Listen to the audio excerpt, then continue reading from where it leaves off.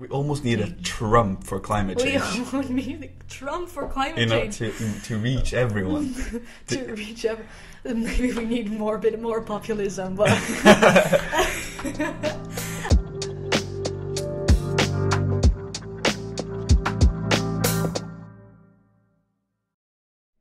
Okay, everyone, welcome to the Bernese podcast, and welcome to you, Winnie. Thank you. You are the Vice President for Youth Climate for the Netherlands, okay?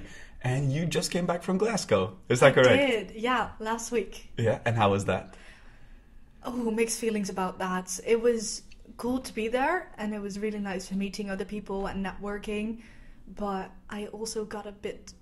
disappointed there because I had hoped for better results than we got last week. So, as in climate-wise, policy-wise. Yeah, and why are you unhappy with the result you got?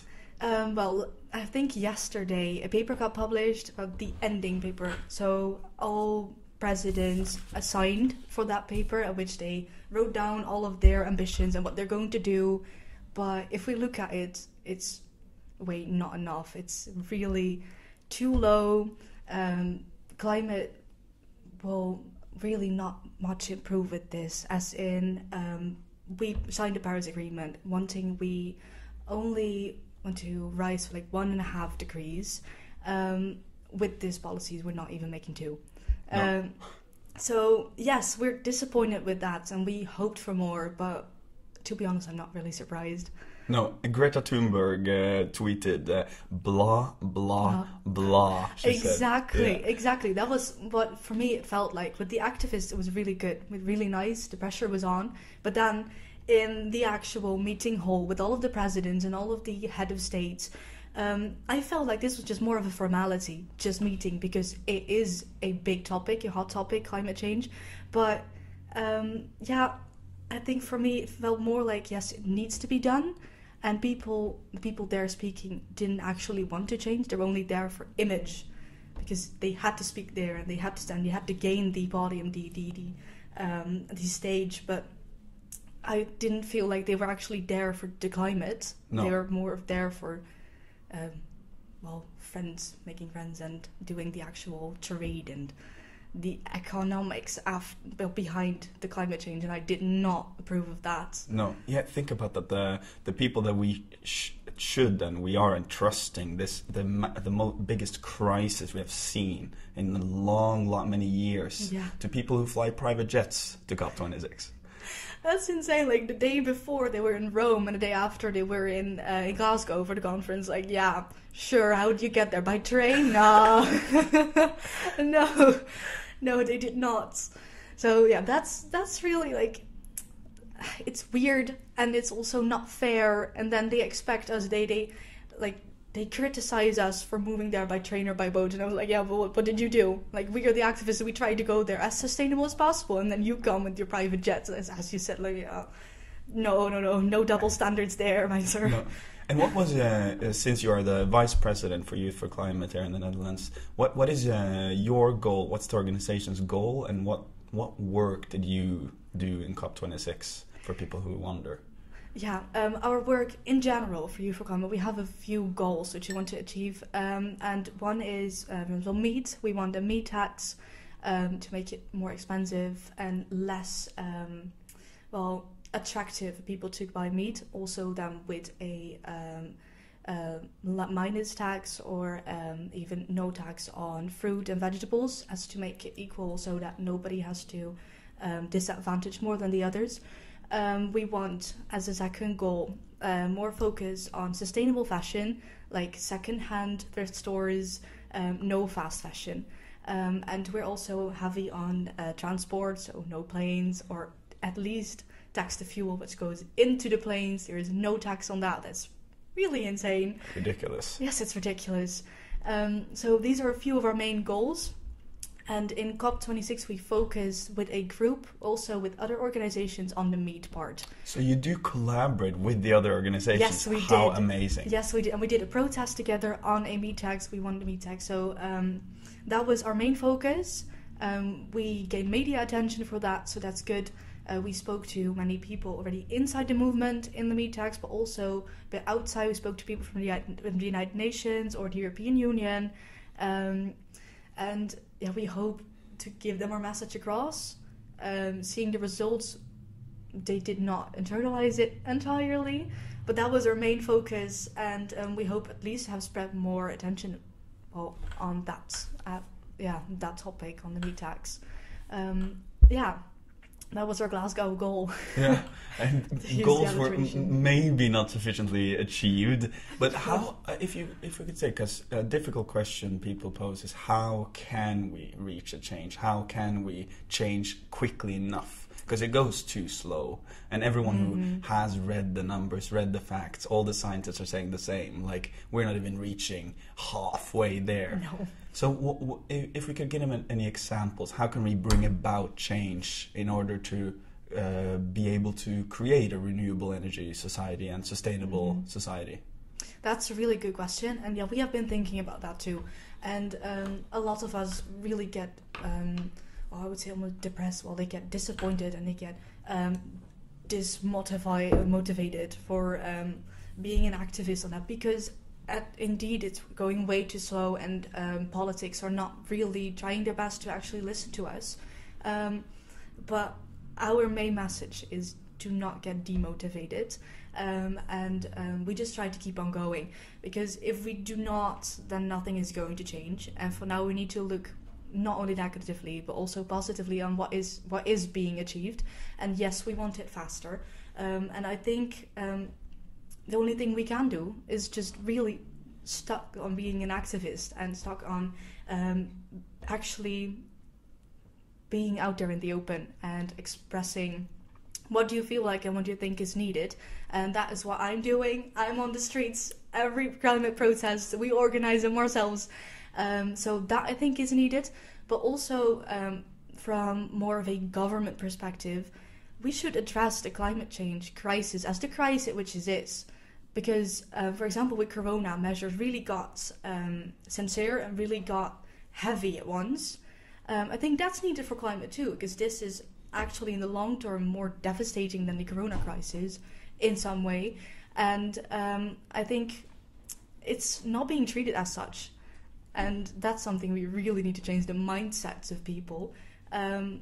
Because if we do not, we're fucked. We're fucked either way, but if we do not, we're really fucked earlier.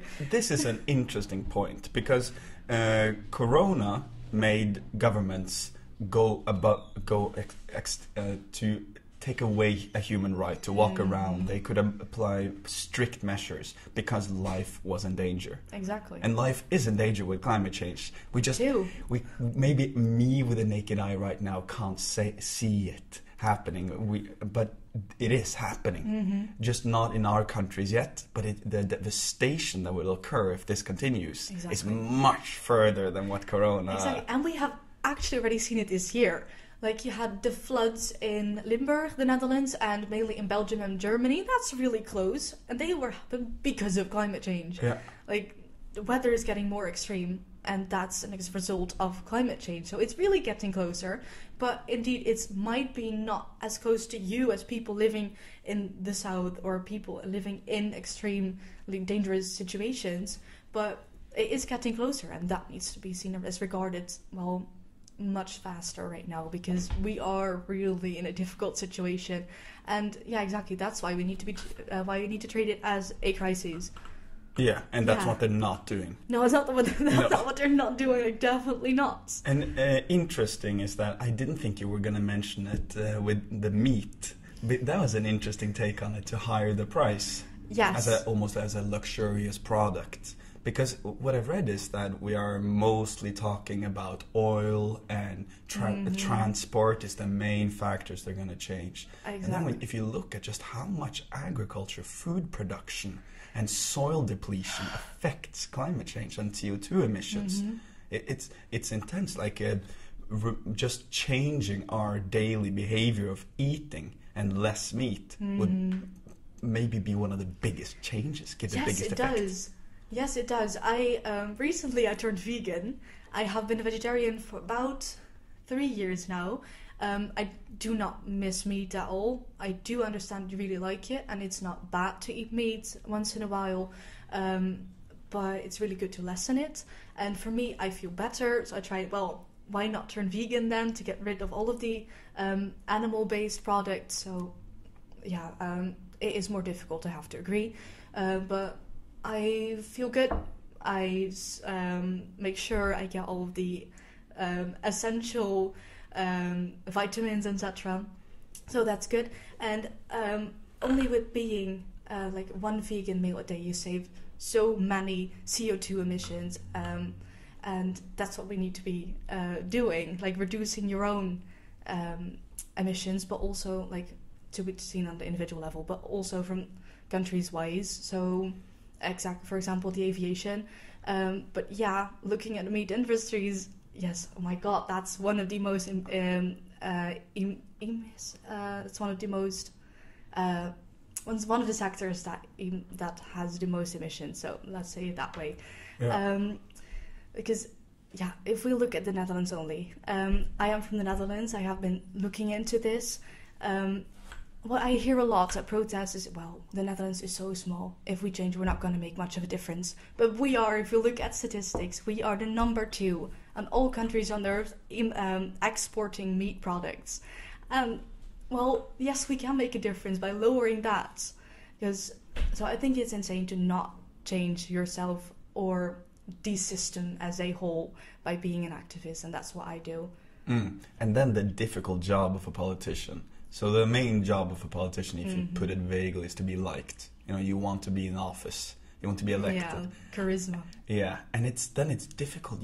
It must be weird for politicians that if they got to know that to solve climate change, one of the biggest factors is to tell people to eat less meat, which is something they almost see as a human right. You know, I eat meat, and I've grown up with meat, and I've grown up with this is the source of protein. It's so important for you, and also I find it really good.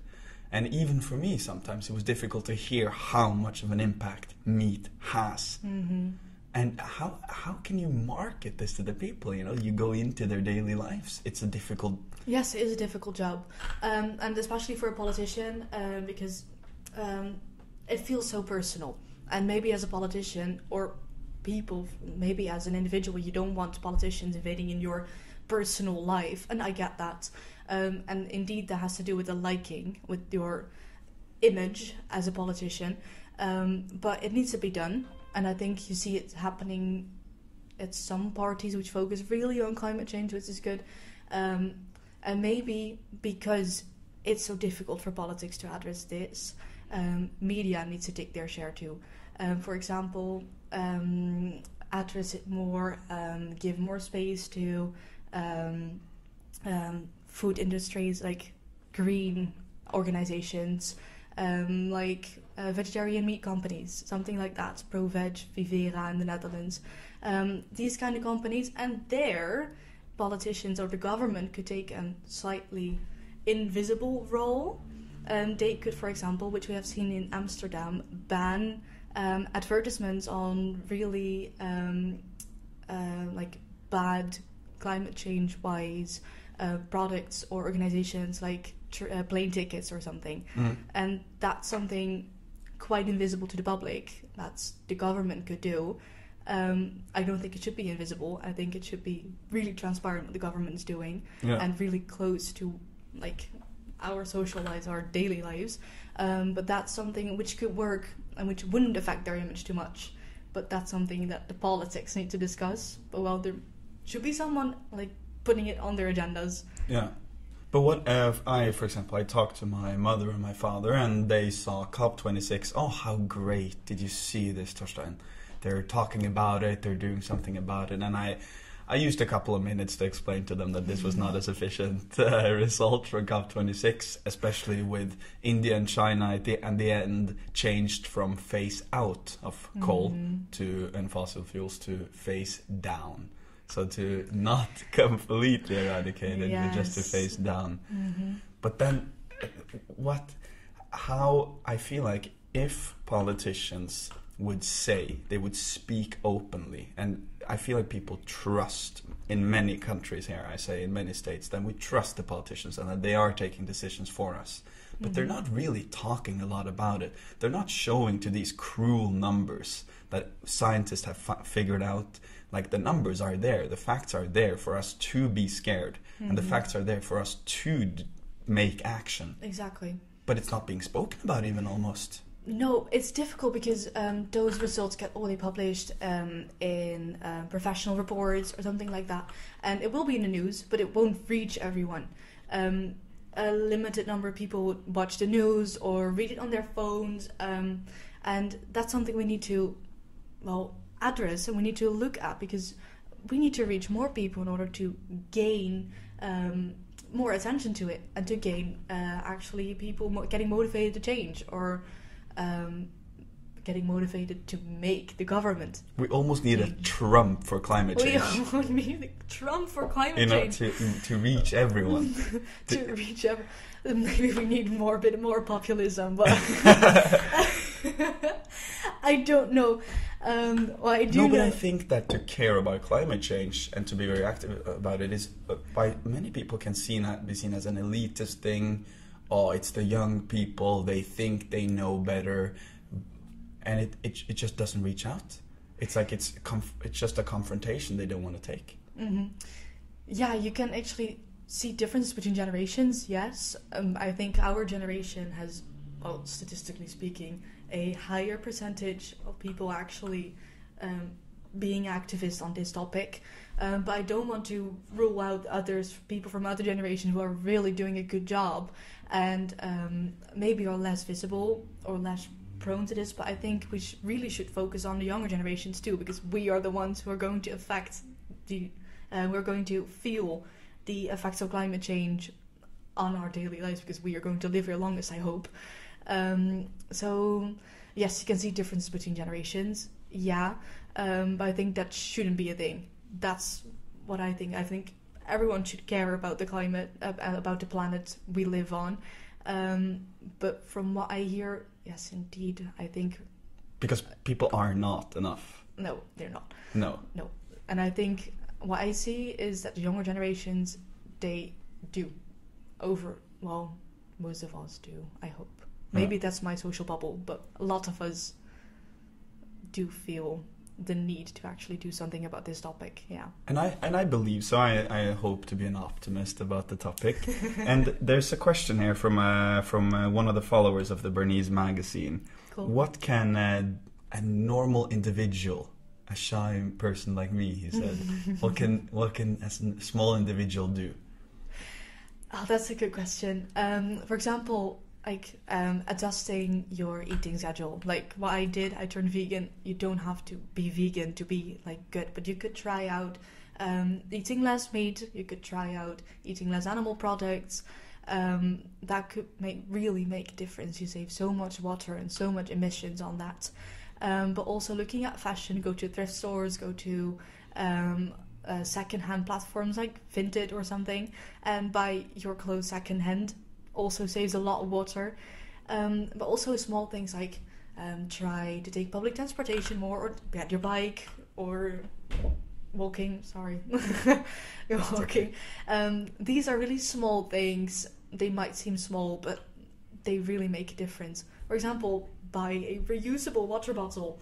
That really helps. And it feels so small, but it really makes a difference. And that's something individuals could do, and we do not need to focus only on individuals, because the responsibility is also in the big multinationals and also in the governments. But by getting more sustainable yourself, you'll feel like you're doing better, doing a good job, which you are, and it also makes a difference, and you shouldn't feel useless by not doing anything. No, exactly. Just as a question, have you seen Cowspiracy and Seaspiracy on Netflix? No, I don't have Netflix. No. I did read a lot about it, and I did read it makes a huge impact, and it reached out to a lot of people, which is good.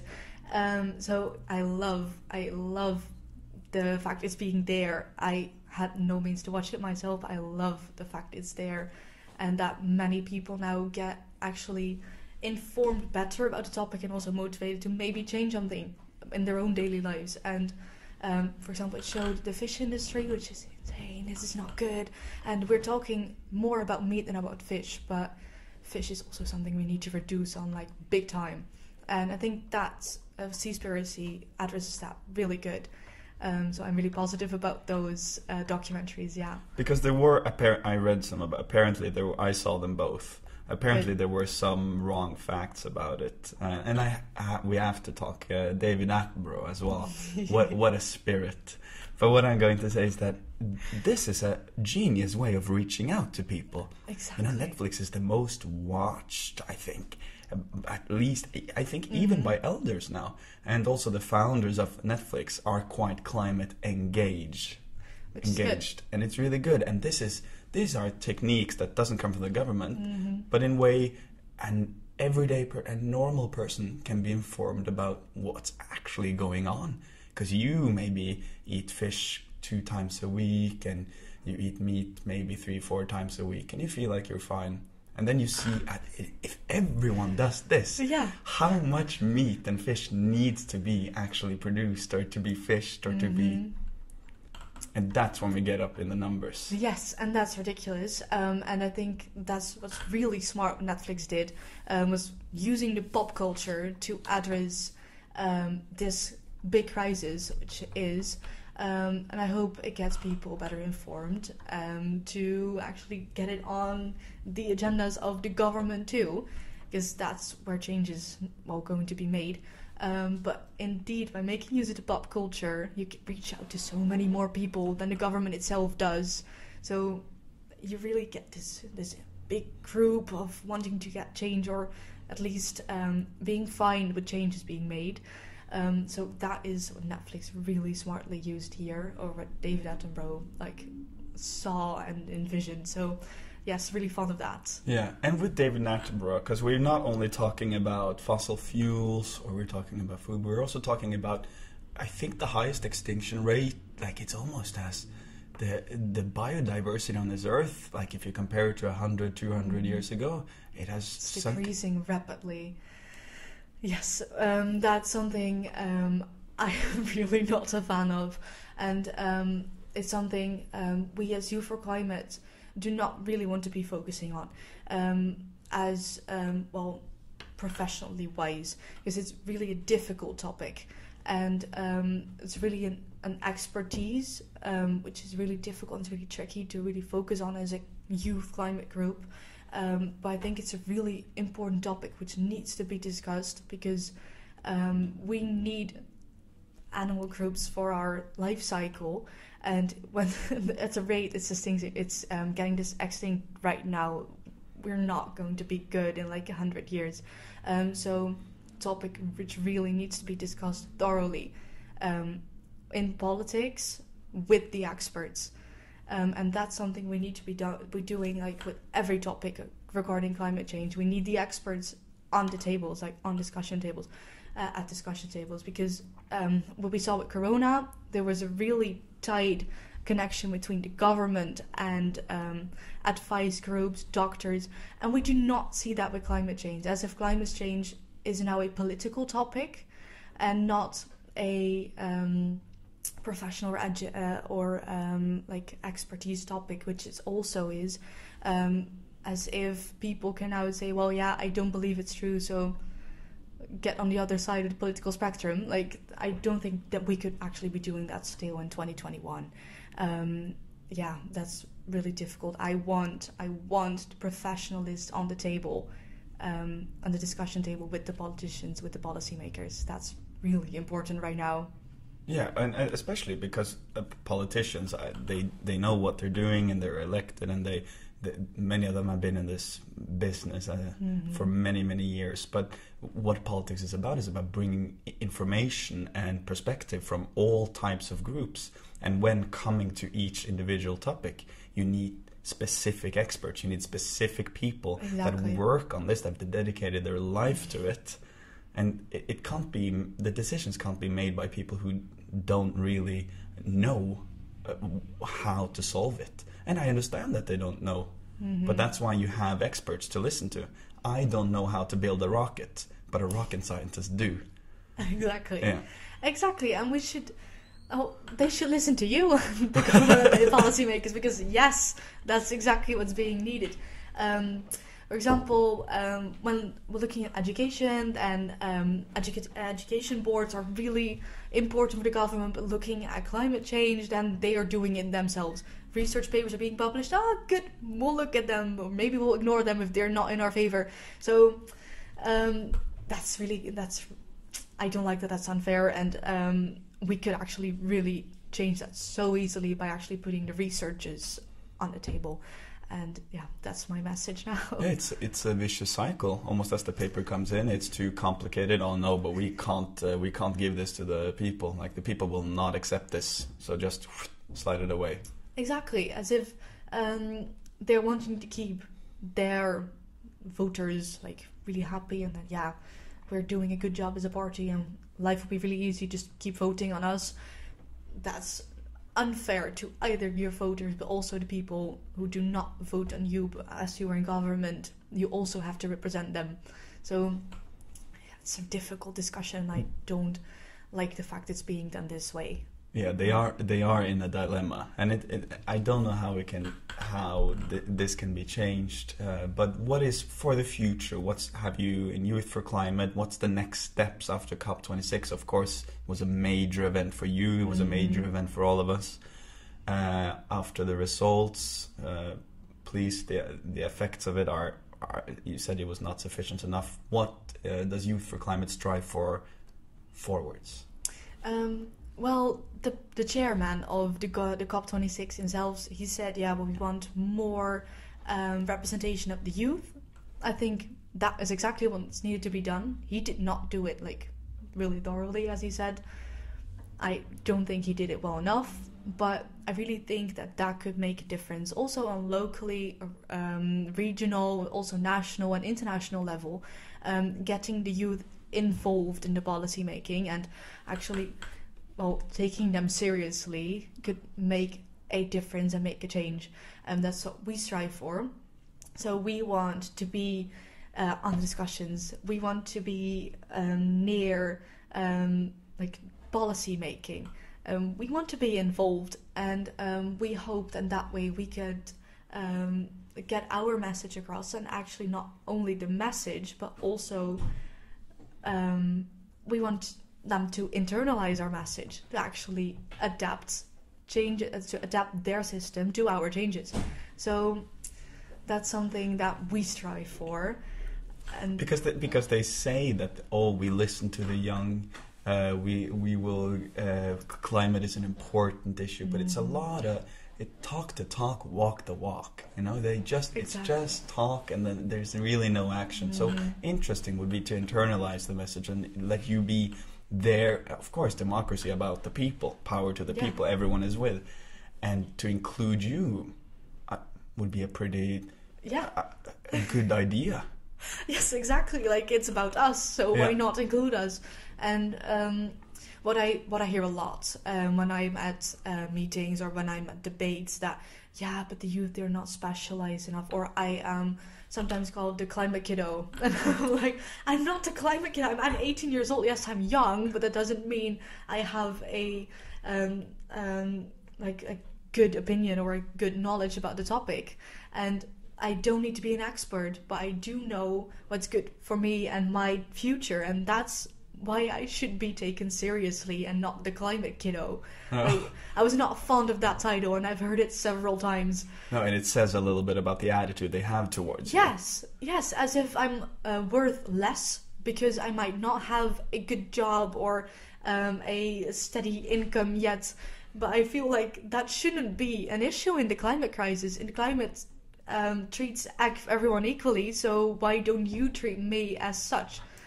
And all through history, when people have been putting up demonstration and protesting against the government, often the young people have been stand up. Exactly, and you can also just look not further back than 60s and 70s, how many student groups and student organizations, young people going up fighting for their cause, and it works. And in the beginning, they're met with this attitude like, these young people think they know what's going on. With the hippies, it was they're just on drugs. Yes. And they're always met with resistance before they come through. Before there needs to be a breaking point, even though climate change has been an important issue more than just 10, 20 years. It's been happening all the time. But now it's really coming up as the main it's issue. Really a hot topic. Yeah. I think so too. I think, resistance. Yes, we meet resistance, but we need to show them resistance too. Because when I'm organizing a protest, we come across a lot of difficulties, and when at the protest itself, we have a lot of negative reactions too. For example, in December. Last year we did one Corona proof. We had a lot of recycled cardboards, and we wrote I thought it was thousands of names on there. So we put them in the soil, in the ground, so that they were there on a cardboard. So they were not actual people, but they were there like mentally. Oh wow! Okay. And it was really cool. You had a field full of these cardboards. Of course, there were people crossing by, and they didn't know of the protest, or they didn't agree with the values we strive for. And then you had interesting conversations, but also conversations I feel like I've had 1,000 of times, like people saying, "Yeah, it's climate change. Yeah, it's just a thing of the left. It's not real. Like, don't waste your time on this, go to school." And I'm like, well, sir, maybe you should go to school now. But how is it to meet, I understand, how is it to always meet people like this? People look a bit down at you. People, for example, the climate kiddo.